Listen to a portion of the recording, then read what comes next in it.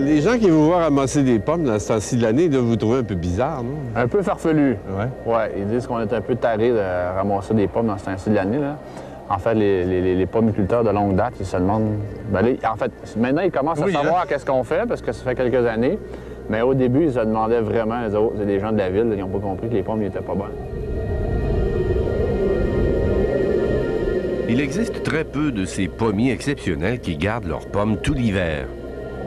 C'est avec les pommes brunies par le froid regorgeant d'un sirop dense, une véritable essence de pommes, qu'on fabrique le Frima, un cidre de glace haut de gamme. Le froid l'a cuit, c'est le vent, le froid, le gel, le dégel. Alors, elle s'est concentrée, elle s'est déshydratée, l'eau est partie. Elle est concentrée en sucre, puis en plus, elle est cuite.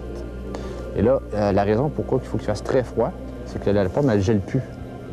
Et là, si on la ramasse, mettons, à -5, qui semble quand même assez froid, la pomme, elle n'est pas gelée parce qu'elle est concentrée en sucre.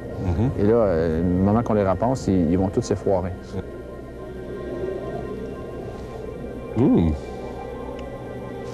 Étonnant, hein?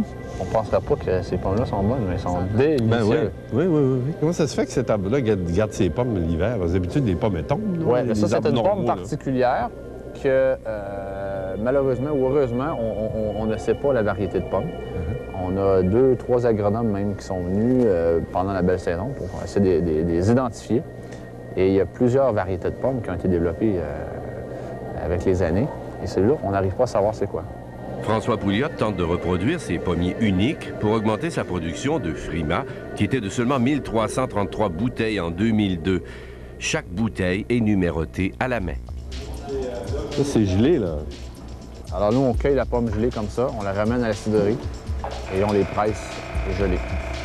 Ce qui coule, c'est ça n'est que du sirop. Ce sirop fermentera pendant 8 mois avant d'être prêt pour la dégustation. Mon Dieu.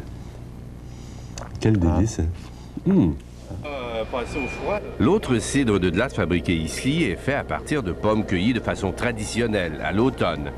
On en extrait le jus et on le laisse geler dans de grands contenants exposés au vent et au froid de l'hiver. Parce que dans le jus de pomme ou dans la pomme, c'est de l'eau et du sucre, à toute fin pratique. Et là, nous, l'eau, elle gèle, mais le sucre, lui, il gèle pas. Donc, c'est pour ça que ça prend des -20. C'est un peu comme, comment on appelle ça? Les slushs, il y a une boule de glace avec du sirop.